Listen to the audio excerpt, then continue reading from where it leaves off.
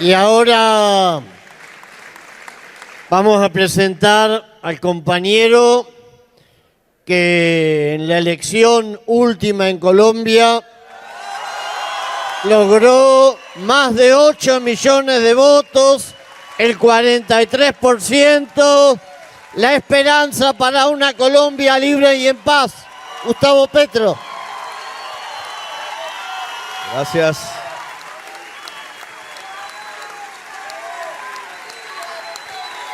Gracias. Hay cierta mayoría colombiana en el auditorio.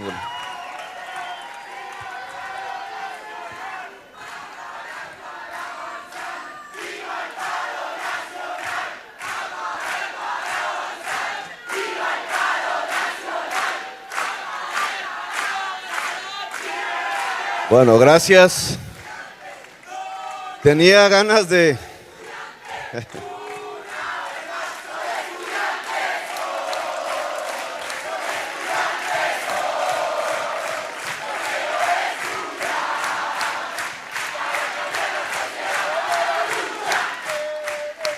Gracias. Un auditorio tan grande como este le da a uno ganas de la agitación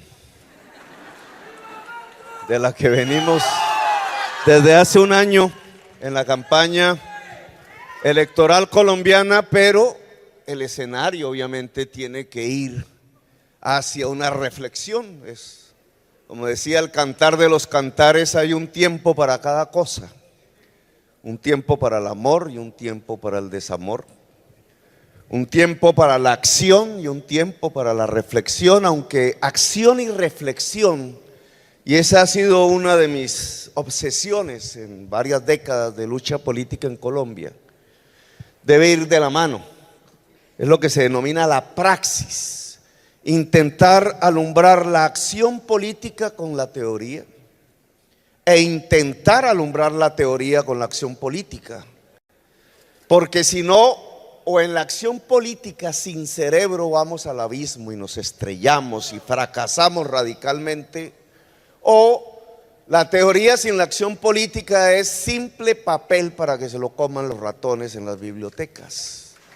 La única manera para que las ideas cobren la fuerza de la historia es con la fuerza de los pueblos.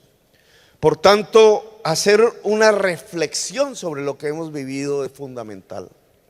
Hemos vivido un momento intensamente mágico, de grietas, de piedras, de lo estéril a veces que parecía la vida política colombiana, sumergida en la violencia, en 200.000 muertos, en 60.000 desaparecidos, en una masacre tras otra masacre, en unos estímulos para la inacción que trae la violencia y el terror, en una especie de poder que se construye a partir de su articulación con el narcotráfico y la violencia permanente.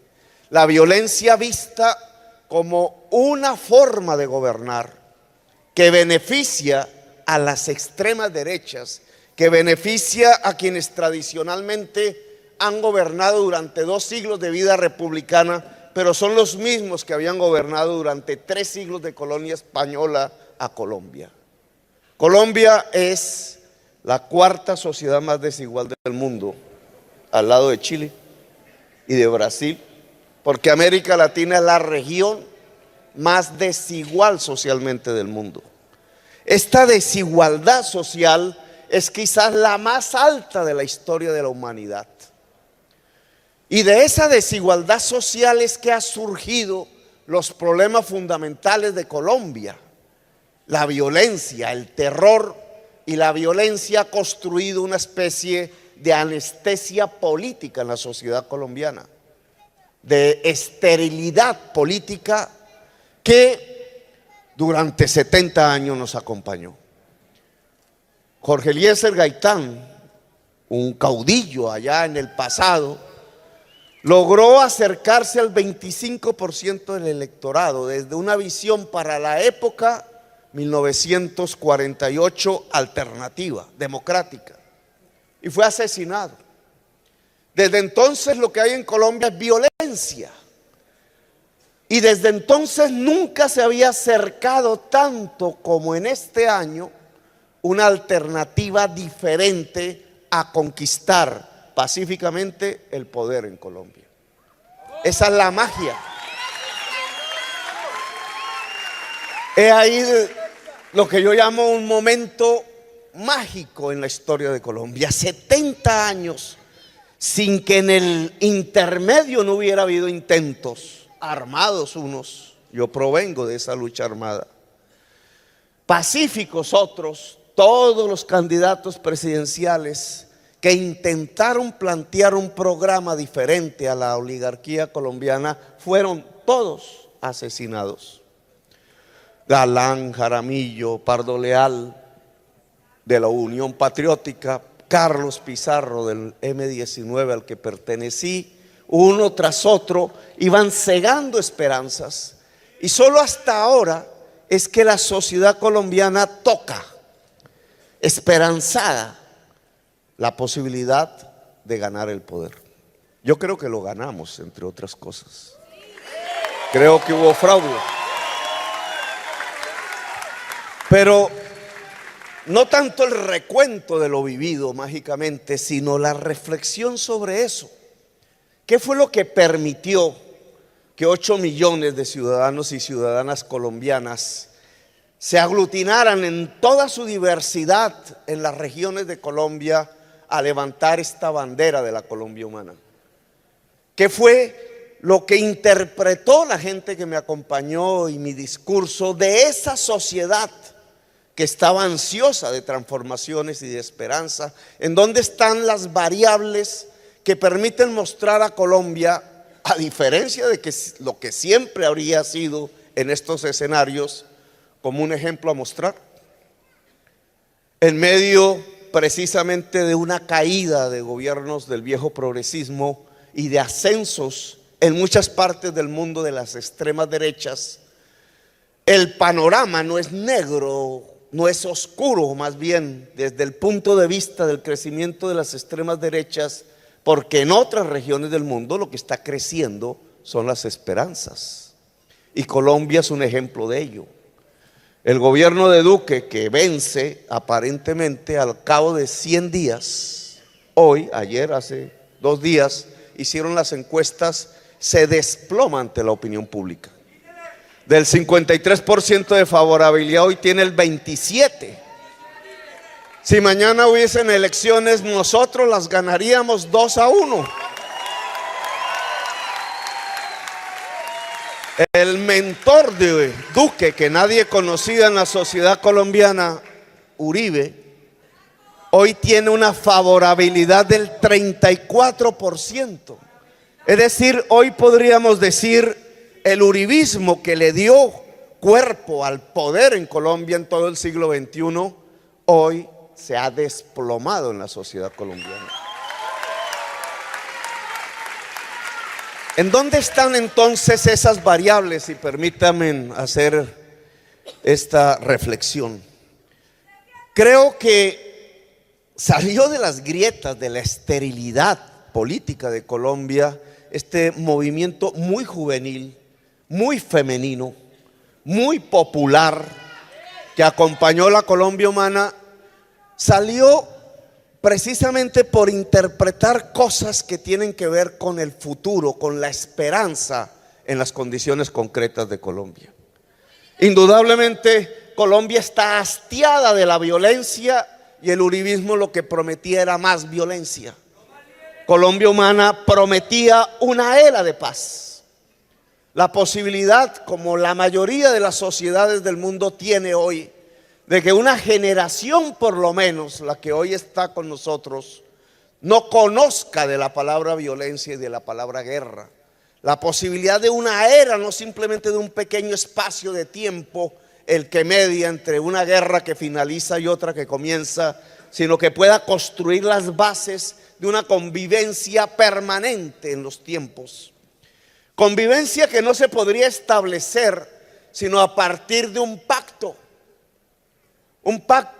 que nunca ha existido en Colombia desde la perspectiva de la inclusión. Y de ahí el tema de la educación, de la sociedad del conocimiento, se convirtió en una de las consignas altamente movilizadoras. Apostarle no a cómo sube el precio del petróleo para ver si se lo apropian privadamente o se redistribuye socialmente, sino cómo nos separamos del petróleo, cómo nos separamos del carbón. Colombia es el quinto exportador mundial del carbón. Y eso que aquí se menciona, la dialéctica del aguacate y el petróleo, tenía que ver que coge porque el aguacate se nos vuelve un símbolo de campaña. No sé si han probado ustedes el aguacate en Chile, Barcelona. En Argentina no es que haya mucho aguacate. Bueno, eso. El aguacate no era simplemente un retroceso, como decían la derecha, hacia una agricultura, sino era mostrar cómo en unas estructuras donde la tierra fértil no produce alimentos, porque ha sido concentrada pavorosamente en manos de los narcotraficantes, que la tienen como lavado de activos, como tenencia, recordando el mundo feudal y no como instrumento de producción. En un mundo campesino desplazado por la violencia, y en un mundo en donde todos los colombianos y colombianas de alguna manera somos hijos o nietos de labriegos de la tierra, de una cultura del trabajo agrario, reivindicar el aguacate y la posibilidad de transformarlo industrialmente versus a una economía del petróleo y del carbón extractivista, planteaba dos modelos de desarrollo diferentes. Uno productivo, el otro de extracción. Pero he aquí que esa diferencia, y lo decíamos en la plaza pública, la producción implica no solamente que tenemos que cuestionar la tenencia de la tierra en Colombia, la reforma agraria, sino que tenemos que cuestionar el sistema educativo, porque para producir hay que pensar, hay que tener conocimiento, y no solamente el conocimiento antiguo de las sabidurías populares. La producción en el siglo XXI implica el conocimiento. La extracción puede renunciar al conocimiento. Extraer petróleo y carbón tiene unas técnicas, unos saberes, pero reducidos. Mientras cultivar la tierra y la industria implica puestos de trabajo por millones, la extracción de materiales apenas unos decenas de miles de puestos de trabajo. La sociedad extractivista vive de la renta, y por tanto sus luchas políticas son altamente violentas y corruptas alrededor de cómo apropiarse del dinero fácil. La sociedad productiva es una sociedad más sostenible. El conocimiento, la ganancia, el dinero trabajado, finalmente el recuerdo de la economía política que decía que la riqueza nace del trabajo, no de la extracción, es lo que nos permitiría pensar en una América Latina en la vanguardia de la humanidad. Porque no solamente producir, conocer, sino cómo producir en el siglo XXI nos lleva a una discusión fundamental que la economía extractivista del petróleo, del carbón y del gas no nos propone. Cómo producir es cómo sostener la vida en el planeta. Y permítame, yo estoy ya un poco, he hecho discursos de 3 horas, así que usted me corrige, me disciplina. Este tema del cómo producir hoy en el siglo XXI, en base al conocimiento, nos lleva a una discusión dentro del progresismo latinoamericano, que lo planteamos con relativo éxito en Colombia. Cómo producir implica un relacionamiento nuevo con la naturaleza, mientras el extractivismo nos plantea vivir incluso con relativa justicia social, pero insostenible, de exportar petróleo, carbón y gas, hacia ser uno de los pilares de la actual sociedad fósil que produce el cambio climático, que nos pone en la frontera de la extinción vital, que genera esta crisis civilizatoria en el mundo, que provoca ese pánico de la clase media que siente ante la información que de una manera u otra recoge de que el tiempo final del consumo exorbitado ha llegado, y le da miedo y apuesta como en 1933 a las extremas derechas, en mi opinión no tan sosteniblemente como en aquel momento, porque hay una crisis de civilización derivado, si me lo permiten teóricamente, y discúlpenme, de mirar químicamente en la atmósfera lo que ya Marx había analizado como la acumulación ampliada del capital. La acumulación ampliada del capital, producir más, para vender más, para ganar más, en un incesante movimiento que recorre hasta el último rincón, no del planeta geográficamente, sino de la existencia humana de una manera más intensiva, que es lo que llaman ahora el neoliberalismo. Esa acumulación ampliada del capital tiene un reflejo en la química de la atmósfera que Marx no encontró. Es el crecimiento de los gases efecto invernadero por el carbón, el petróleo y el gas, y por tanto el cambio del ciclo del agua, y por tanto la posibilidad de la extinción de la humanidad y de la vida toda. La contradicción fundamental que vio Marx en el siglo XIX entre capital y proletariado pareciera hoy recorrer otro tipo de contradicción fundamental, que es entre capital y vida. Y por tanto, cuando uno examina el progresismo en América Latina, encuentra un progresismo que se ata, en mi opinión, anacrónicamente al petróleo, al carbón y al gas. Es decir, al sustento de la muerte en el planeta Tierra, y funcional al capital fósil de hoy. ¿Podía prosperar ese progresismo? Discusiones tuvimos, pero ese progresismo no se podía sostener, porque la única manera de sostener un progresismo es ligándolo no a los factores de la muerte, la tanatospolítica, sino a los factores de la vida, la biopolítica. Y si el progresismo se liga a la vida, entonces tiene que reivindicar el aguacate y no el barril del petróleo. Tiene que reivindicar el conocimiento y no la renuncia al saber. Tiene que reivindicar las energías limpias y no las energías fósiles. Tiene que reivindicar en el conocimiento la red y la informática. Rifkin es el que habla con Mason que una articulación entre esta sociedad del conocimiento, entre esta red de informática cada vez más potente, abundante en información, y la energía limpia que se puede generar democráticamente usando el agua, el sol, el viento, nos da las condiciones objetivas de una nueva manera de producir, de relacionarnos, de tener una cultura. La cultura de la vida, la biopolítica, tiene que reivindicar la diversidad de la vida. Por eso lo que surge en las plazas de la Colombia humana es la diversidad de la sociedad colombiana. Multicolor, no permitimos que los pueblos se uniformen con un solo color. Con una intensidad democrática.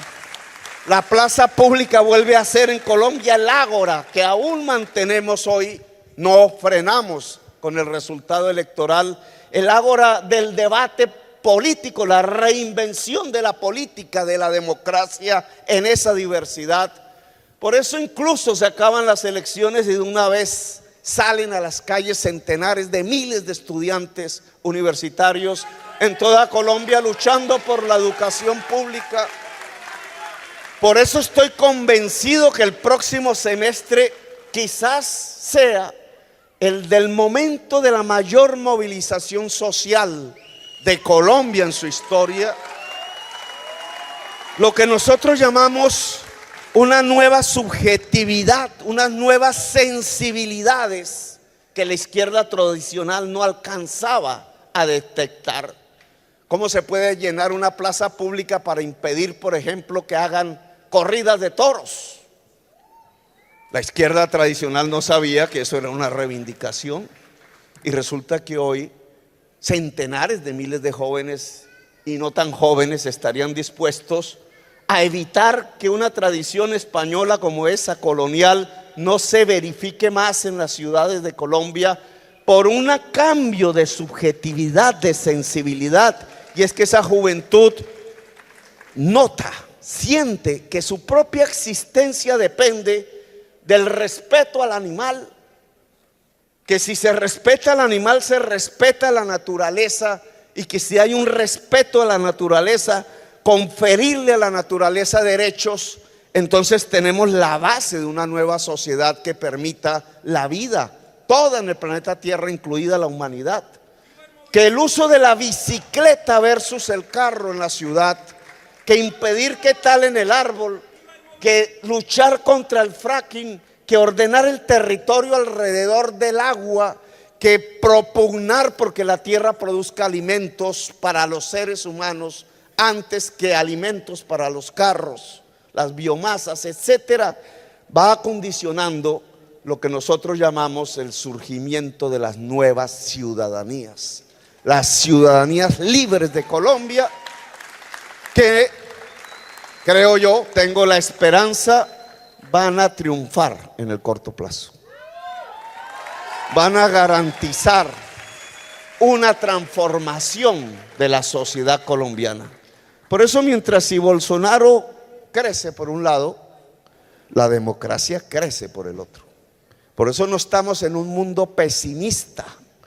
Lo que pasa es que la geografía cambia, pero lo que estamos es en el mayor momento de tensión política de la humanidad, porque la humanidad percibe el fin de los tiempos o la posibilidad de reconstruirse civilizatoriamente en su propio planeta alrededor de la vida.